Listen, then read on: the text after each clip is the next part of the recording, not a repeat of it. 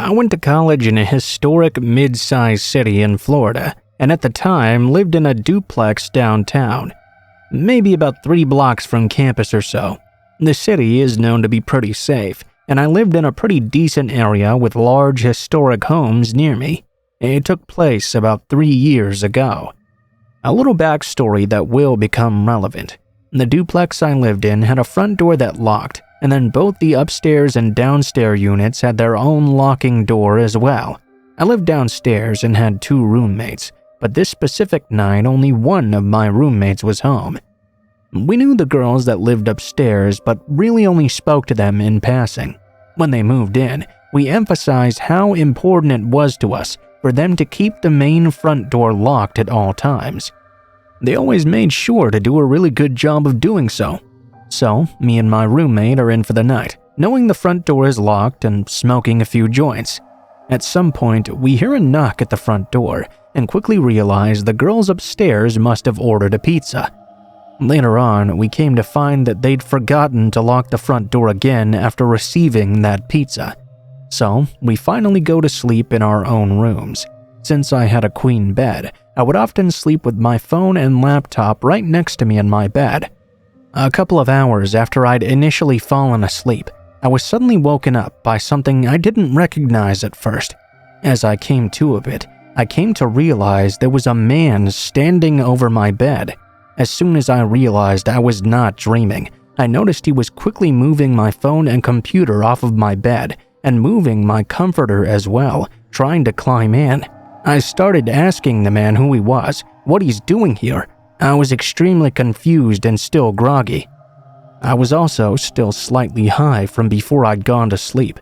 The only thing he said to me, multiple times, was that he was just trying to get into bed. At this point, I began to panic, as my mind obviously went right to the worst. I was hoping that maybe my roommate had invited some random Tinder guy over and he'd simply gone to the wrong room. But the more I tried to question him, all he had to say was that he was going to get into bed with me. I did own pepper spray and a stun gun, but I had left them on a shelf that the man was right in front of, so there was no way I would be able to grab them without escalating the situation. Realizing I needed to do something quickly, I blurted out, "There are 5 people who live in this house, and if you don't get the fuck out right now, I will scream. They'll be here in seconds." Luckily, that was all it took to scare the man off. I don't know if he brought something with him or if he stole something from me, but I did see him grab at something in the dark and run out of my room. As soon as he left, I shut the door and locked it and tried to find my phone. I couldn't find it anywhere. Then I quickly realized that between my room and the front door was the room of my friend that was still home. As scared as I was in that moment, I was even more terrified that maybe the man had gone into her room. I grabbed my stun gun and my knife, counted to 3, and ripped open the door. I burst into my roommate's room, only to find her fast asleep. There was no evidence of the man still being around. I quickly woke her up and told her what happened, and she asked me if I was sure I wasn't dreaming. I even began to question myself until I walked out of her room and saw our front door wide open. I went to my room to search for my phone and finally found it, hidden under a pile of clothes across the room from where I'd left it earlier.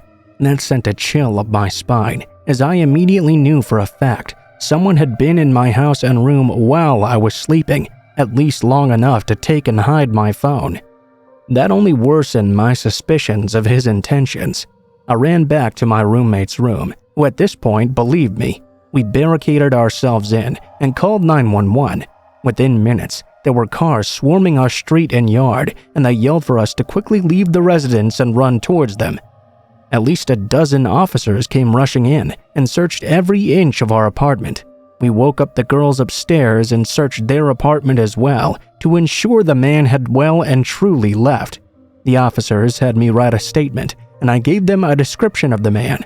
To this day, I've never heard a single thing about the case. I just feel incredibly lucky with the outcome of the situation. The thought of his intentions terrifies me though, and additionally, the fact he was never caught scares me. I would hate for anyone to have to go through the pure fear I did. I will add there was a chance he might have been on drugs or mentally ill, and perhaps had no bad intentions. However, because he was never caught, I'll never be able to know. With the fact that he tried to hide my phone, I can only assume the worst.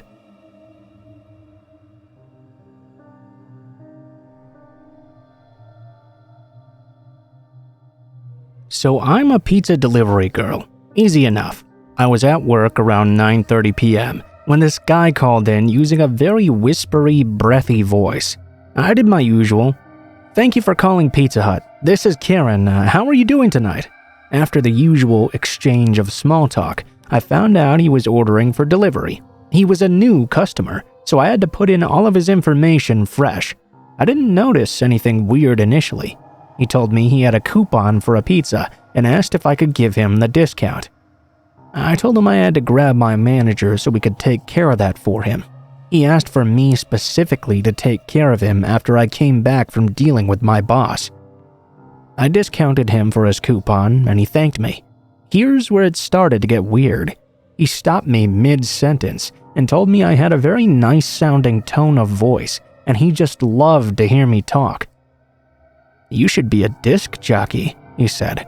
I was a little bit weirded out, but I tried to stay professional. I told him that was very sweet of him, and I would consider it in the future. "I'd listen to your radio station. Thank you for taking my order tonight. I'll stop by your store and see you sometime soon, Karen." I wish I could say that was the end of it, but that isn't true. I noted that this man lived in an apartment complex. What I didn't realize is I'd taken his complex's address and not his individual apartment number. Not 5 minutes later, the man called back and my coworker Bob answered the phone. I learned after the fact that he had asked for me by my full name. I picked up the phone and did my usual greeting, and he reminded me that I'd forgotten to ask his apartment number. I changed the information for him, but before I could hang up, this was our conversation. "Hey, Karen?" "Karen?" Yes, sir. How can I help you?" "Are you doing all right?" "Yeah, I'm great." "Good. I'm gonna hang up now. See you soon." Bob had heard the whole story and told my boss to have my male coworker take the call instead of me. When Bob came back, the very first thing he said to me was that the man had been asking where I was the entire time. Okay, so I get there, right, and I knock on the door, and he says in this weird voice, "Come in." I'm not about to go into this random guy's house though, so I knocked again and he opened the door with this big smile on his face. When he saw it was me though, it just dropped instantly. I greeted him and he said, "Oh, where's Karen?" I told him you weren't going to be able to make it, and he got so angry. After I took his money and gave him his food, he asked how you were. I told him you were doing all right, and he just said, "Good. Karen is a sweet girl. Tell her I'll see her soon." The fact that he asked the driver to come inside and that he was expecting me really creeps me out. Maybe he's just a lonely guy who wants someone to talk to, but still, I'm gonna add one more creep to my list.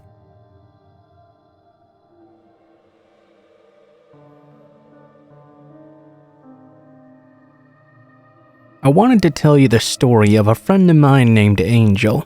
Angel is 19 and was honestly one of the brightest, cleverest, and most bubbly people I've ever met. She was obsessed with true crime stuff.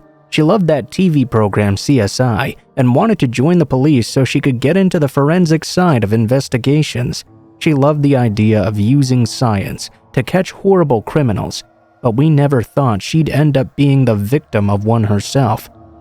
She had everything going for her in life, but then she met her ex-boyfriend Jay, and we saw a change in her right away. Jay made everything about him, and he abused Angel physically and mentally until she made everything about him too. She was miserable with him, but kept talking like he was just a tortured soul who needed a girl like her in his life to help fix him. We had to intervene time and time again to get her to see what a scumbag he was, who'd never be good for anyone. He was only ever interested in himself. It took ages to do this, but we finally managed to convince her to leave him. She told us all in a group chat that she'd finally told him they couldn't be together anymore. We were all so proud of her, but she also said that she was terrified of something he'd do to get back at her for this. As much as we knew that her dad, Patty, would never let anything happen to her while she was under his roof, we knew that he also couldn't protect her all the time. We knew that Jay was terrified of Patty himself, as they'd almost gotten into fights a few times before. Patty was way bigger than Jay and could easily beat the life out of him if it came to it, so he always stayed away from the house, just not far enough. I remember the day we found out that Angel was in the hospital. We were all hoping it wasn't anything serious. But then we heard she'd been hurt in a very serious incident. She'd fallen out of a van that was going down the highway somehow. We all just knew Jay had something to do with it. As it turns out, Jay had recruited the help of one of his friends. They'd waited in a van near Angel's house, waiting for her to come out. When they spotted her, Jay ran out, picked her up, then carried her to the van and threw her into the back of it. We still don't know what exactly went on inside that van. He insisted in court that he hadn't just thrown her out, but whatever he was doing or saying, it had scared Angel so much that she somehow found a way to open the back doors as it was running down the highway. She must have thought her only chance of survival was jumping out the back of that van. Some people say Jay pushed her out the back as a way to kill her, but at his trial, his lawyers were somehow able to prove that he had not pushed her, and all he wanted to do was keep her inside the van. He must have admitted to wanting to kidnap or scare her into getting back with him, but I know Angel. She wouldn't have done something so drastic without being scared for her life. What happened next made it clear to me that the justice system in this country is just completely broken, because the sentence he got was nothing of what he deserved to get. Recently, he got his sentence more than doubled after a big public campaign headed up by her parents. That's all good and everything, but it still feels like nothing, because Angel's life is basically over now. She suffered serious head trauma after falling and being pushed from the back of the van, and now doctors think she'll be potentially disabled for the rest of her life. We don't know if she's ever going to walk, talk, or eat by herself ever again. Basically a death sentence. But the sentence Jay originally was going to get? Just over 4 years. Can you even believe that?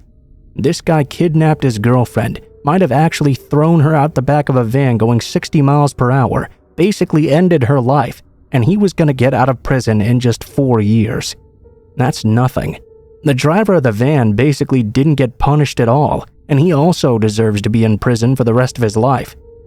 Angel once told me about a law in America where if someone dies while you're committing a crime, your charge automatically gets turned into murder. I personally think we should have something like that here too. It would make people think twice about doing things like kidnapping or drunk driving or anything that could end up ruining someone else's life. This happened 2 years ago now, but honestly, it feels like just yesterday that we found out Angel's life was over.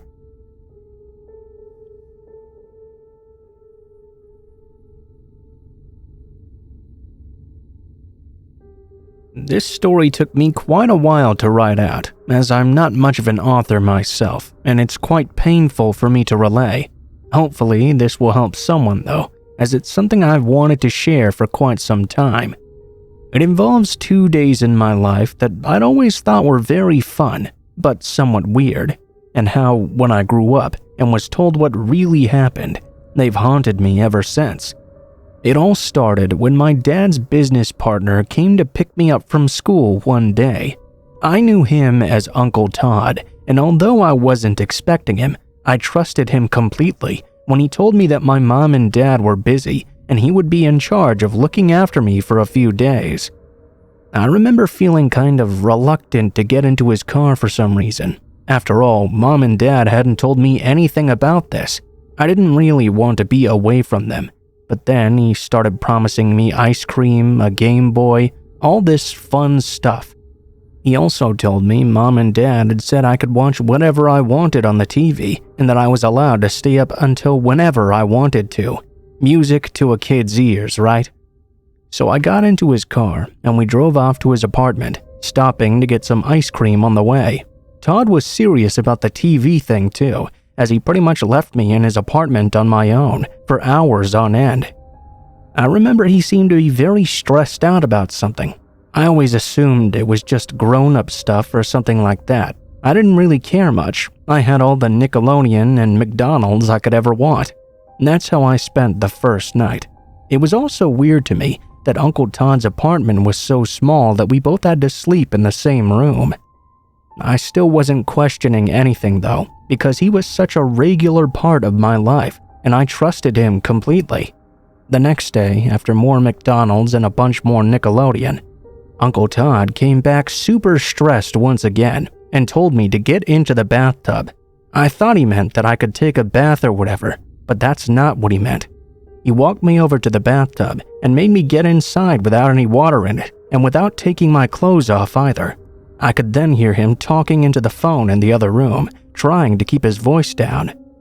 I could still hear though how angry and stressed out he seemed to be at the person on the other end.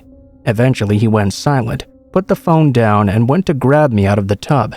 I remember him putting me back on the bed and telling me he was going to get more McDonald's and ice cream for me. Then, as he went to walk out of the room, he picked up this pokey-looking thing in his hand, obviously to take out to his car. I remember asking him what that was, and he told me it was a thing for getting his car started on cold mornings. It hadn't even been that cold that morning or the morning before, but hey, at that age, grown-ups know best, right? Anyway, a few hours later, he drove me back to my parents' place, and they gave him a present for looking after me while they were gone. My mom and dad seemed really happy to see me, and I was really happy to see them too. They said they missed me, and I missed them a bunch as well. I didn't really think any further into it than that. It was only when I was all grown up that I was finally told what actually happened. You see, Uncle Todd and my dad really were business partners, but my dad was not exactly a good or honest person. He'd actually stolen a bunch of money from their business out from under Todd's nose, and he'd actually tried to rearrange some accounting so Todd wouldn't notice either. But Todd did notice, and he got very angry about this. He told my dad to give it back, or he was going to call the cops. My dad told him he'd already spent the money, and if he called the cops and got him thrown in jail, he was never going to get it back. Pretty scummy, I know, but my dad is generally an awful person all around, so I won't go too far into that. Either way, Todd turned out to be way more of a psycho than my dad figured, because instead of calling the cops and getting him arrested, he came up with another plan to get his money back. That's how he ended up showing at my school and convincing me to get into his car. My dad tried to give Todd all these promises that he'd pay him back and get all squared off, but Todd wouldn't believe him. He wanted his money back and he wanted it soon, so he grabbed me and let my mom and dad sweat it out for a day. He told them that if they didn't give him the money in 24 hours, he was going to kill me. Not exactly the best plan. But like I said, Todd was kinda psycho.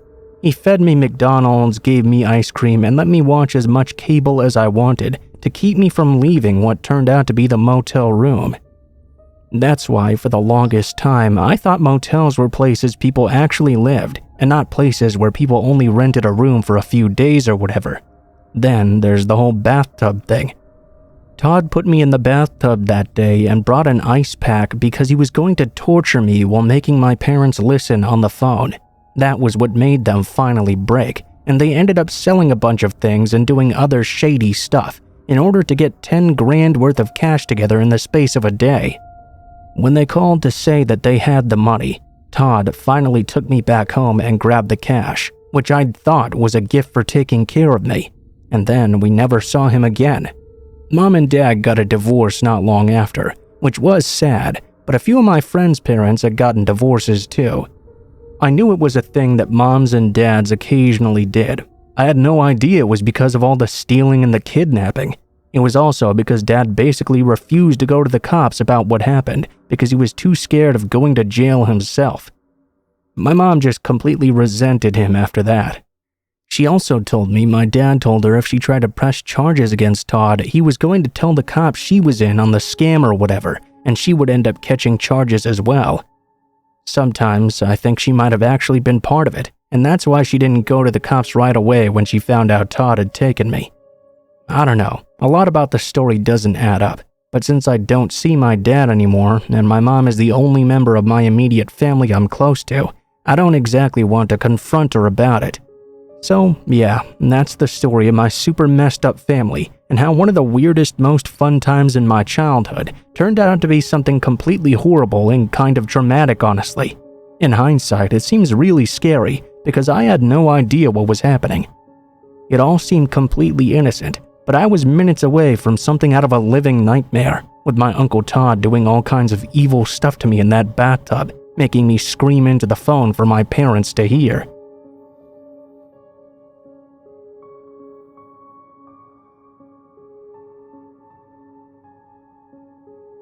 Let me start off by saying I'm a 16-year-old male and an only child who lives in a quiet rural area surrounded by fields in Amish country. I'm going to use the alias John for this story. One Saturday evening, after an afternoon of occasional rain showers, I was home alone while my parents were out for their anniversary. They had just recently left to go out when I decided to take a walk now that the rain had stopped for I don't know how long. I go into my garage, slip on my shoes, and head on out our sliding back door in our kitchen. The backyard was large and fenced in, as we used to have some dogs. There was a gate in the fence just off the patio that leads to our underground swimming pool, then another that leads into the side of our yard. I exited through there and headed down to my driveway and onto the road. I was out for maybe an hour or so when I finally returned from my rather simple exercise of walking up and down the road while waving to any friendly neighbors I saw. I walked towards my side yard when I noticed that the gate I'd exited out of earlier was still open. I must have forgotten to close and secure it, I thought to myself. It was a bit windy that day, so perhaps the wind had opened it up because I'd forgotten. Oh well. I headed through the gate, through our pool area, back onto the patio, and in through the sliding glass door. Later on, as the night began to set in further, I had just finished baking and eating half of a frozen DiGiorno stuffed crust pepperoni pizza when I heard one of the fence gates slowly creaking open. Obviously frightened, I thought at first maybe it was my mom or dad coming home early. They'd always call me when they were on their way home from wherever they were at though, so that surely couldn't have been it. I ran throughout the house and locked every door and window. I waited and listened in my kitchen for any further suspicious sounds. After about 5 minutes of not hearing anything else, I thought maybe it had just been my imagination, or maybe I'd again forgotten to lock the gate on my way in and the wind had blown it open again. I decided to quickly head outside and check it out. By now, it was completely dark and cloudy, so I grabbed a flashlight out of a drawer in the kitchen and crept out the front door. Once I was out on my driveway, I shone my flashlight down the side yard towards our shed. Okay, nothing there. So far, so good. I walked down the side yard slowly and was pointing my flashlight in every direction, keeping myself aware of my surroundings. Once I finally crept up to the gate, I saw it was wide open. Must have forgotten to lock it again, I thought to myself. I face-palmed. I shut it and locked it, then turned around to head back towards my driveway. All of a sudden, though, I noticed something out of the very corner of my eye in the darkness. My heart dropped as I shined my flashlight quickly towards my backyard and caught a glimpse of the backside of somebody walking behind my shed.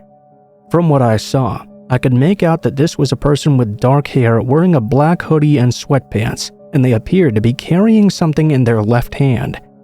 I could just barely make out what appeared to be the blade of a knife or some sort of small, sharp instrument. At this point, I didn't know what to do. I didn't know whether to confront this person or go inside and call my parents. I stood frozen for a few seconds, hand trembling, as I finally decided to call my mom. After 2 rings, she picked up. "Hello, John. You need something, sweetheart?" she asked. I felt a bit more comfortable now. "Yeah, Mom, I think there's someone in our yard," I said, taking a deep breath. My mom gasped, and her voice got a bit frantic. This was the first time something like this had ever happened. "Where are you now?" I continued looking out towards my shed, now lit up by the flashlight. I could no longer see the person anywhere. "I'm out on the driveway. I heard the gate open and went outside to check it out." I saw someone. He was walking toward the back side of the shed and carrying something. I think it's a knife or something like that." My mom gasped again, and this time I heard my dad ask what was wrong. She told him what happened as I stood there and eyed for any movement. "We're heading home right now. Call 911. Don't go chasing him or anything stupid like that." "All right, Mom, I'm going back inside right now." After exchanging our farewells, I turned around to rush back into the house. Once I turned the corner to head back to my front door, though, I saw somebody walking down the road right in front of me. My heart sank as I stood there in shock, ready to flash my flashlight at whoever this was. The person stopped walking and stood still for a couple of seconds before slowly turning their head in my direction. They must have heard me walking as well. I instinctively whipped the light up and shined it at the person's face. It was a male, I don't know how old, dressed in a black zip-up hoodie and black sweatpants. No doubt it was the same person I'd seen behind my shed. I could only see one of his eyes, as the other was completely covered by something. He looked at me with this blank, expressionless face. It almost felt like he was glaring directly into my soul. This time, I didn't see his knife, but he did have his hand in his hoodie pocket. Without a single word or facial gesture, he slowly began to walk backward before turning around and continuing down the road. After a few seconds, I ran up the road in front of my house and peered down it. I didn't see him anymore. He must have entered someone else's yard. I ran back inside and waited for my dad and mom to get home, as I called police in the meantime. Once a state trooper arrived, I told them everything, from the gate being fondled with to the encounter I'd had with him in front of my house. The trooper told me there had been several calls in the past few months about a person matching that description I gave them being spotted in several different areas, acting very suspiciously. That interested me greatly, I must say. I tried to ask him more about it, but he declined to answer. Once my parents arrived, they talked with the trooper a bit before he finally left. Afterwards, my parents and I talked about what happened before sitting down to watch a movie, which made us all fall asleep together. Nothing much changed after that night, though. I still live here, and my parents still let me stay home alone, but we've gotten a home security system just in case, and I'm more vigilant whenever I'm by myself.